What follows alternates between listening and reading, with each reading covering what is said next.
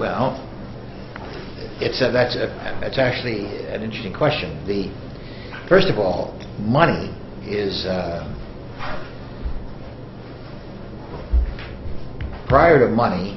This is going to sound like a long answer, but I'm not quite sure I know the nature of your question. But let me see how I can handle it. Thank you. Prior to money, essentially trade.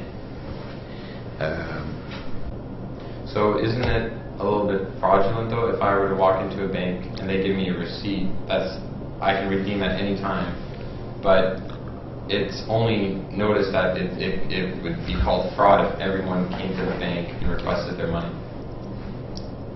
Oh, I'm going to answer your question, but then I want to go back to mine. Okay. Because this is the huge change of the last 5 years.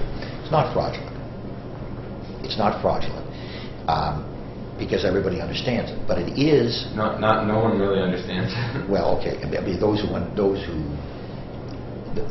know about it, knew about it, so it was not fraudulent. I've talked to the teachers and MPs, even MPPs, and they had no idea that there was only $4 billion in the vaults, but over $1 trillion was lent out. Okay, so let me go back. Well, the fact that they didn't know it. They should have. But really, no one does. Well, should that be involved a little bit more before we start using money? That we should be told where it is, where it comes from? Well, no. There was no fraud. People should have known. But there really is a problem, and that is that the people who knew didn't stop it. But I want to go back to the real thing, because this is really you had asked the question at the very beginning, the financial crisis that we're in. Well, it was just where does money come from? I'm not. Yeah, it is. No, but wait a minute. But it's really important to understand what happened. That me, normally a very staid banker, will lend you the money to buy a home that you don't think. Well, first of all, is it actually money that they're lending people? Oh yeah, they're lending you money. Is it actual money, or is it? It's real money. It's not a receipt to present money? No, it's real money. Isn't there a difference between bank credit? Well, yes, there is, but let's go back to it. Don't change the subject. Okay. But wait a minute. Unless you want to you're asking me what was the cause of the current crisis. Well, no, I just want to know where money comes from. Well, let me tell you something. Let me just take it one step further, despite the fact that's not where you want to go. Would a debt-free money system be good for the country or no? No, it would. It wouldn't. I had read that somewhere in the Bank Act of Canada that it was allowed that somewhere between 1990 and 1991 that reserve requirements for banks would be phased out in the next few months. I tightened them up. So they have returned to. I tightened them up. They were eased up.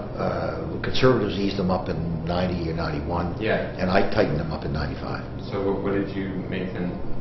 What is the? You said between what they are now. What they are now. It's roughly 7 to 1. Roughly 7 to 1. But I want to go back to the main question.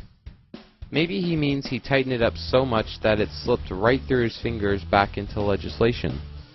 Because although there are other complex regulations that banks still have to meet, our government has given private companies the authority to break the law, which in turn is bankrupting the people and the government itself. Does the Prime Minister or President of either Canada or America have the ability to create debt-free money? Absolutely. Absolutely, okay. Because I was reading a quote by. You got to ask the question: why don't they? Why don't they? Right. Why don't they? Because it's inflationary. It can drive inflation through the roof. How's that? Well, here are my glasses. It's the only pair of glasses in the world. Okay, and I'm going to sell them for $1, right? And you have $1, and you don't have any money at all, or no, you have $10, and you don't have any money at all. These glasses are on sale for $1. Okay, so you both come to see me, and you want to buy the glasses. I say, okay, fine. How much will you pay me? And you say, I can't pay any money. So I turn to you and you say, well, fine, I'm the only buyer, I'll pay you $1, right? Yeah. Okay.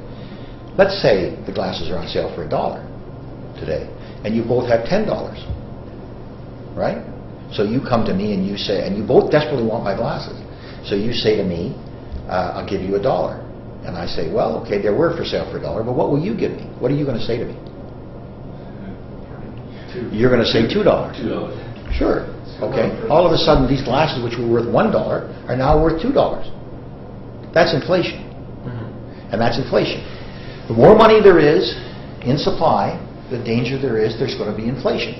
That's why everybody says what's happening now as a result of what's going on in the United States is that 5 years from now we're going to have massive inflation. So it is the amount of money in circulation that causes inflation, not who distributes the money, right? It's largely the amount of money in circulation. Yeah, there are a lot of reasons, but yes, that drives up the price. That drives up prices because more people can afford to buy something. Okay, I'm going to replay the last few seconds of that. Remember, he began saying that it was borrowing money from the Bank of Canada that would cause inflation. The more money there is in supply, the danger there is there's going to be inflation. That's why everybody says what's happening now as a result of what's going on in the United States is that 5 years from now we're going to have massive inflation. So it is the amount of money in circulation that causes inflation, not who distributes the money, right? It's largely the amount of money in circulation. Yeah, there are a lot of reasons, but yes, that drives up the price. That drives up prices because more people can afford to buy something. I think what he's trying to say is now that he's allowed the private banks to make up this magical money that keeps growing in their favor, the government shouldn't borrow money from the Bank of Canada since they would have to create new numbers that don't already exist. But if the Bank of Canada had just been doing its job from the start, it wouldn't make a difference anyway. Do you see how absurd it is to say that the Bank of Canada causes inflation? Besides, since 95% of money is created by private banks, they're the cause of 95% of inflation.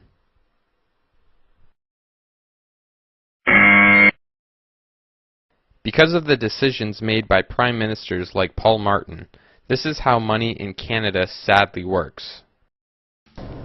There was no fraud. People should have known, but there really is a problem, and that is that the people who knew didn't stop it.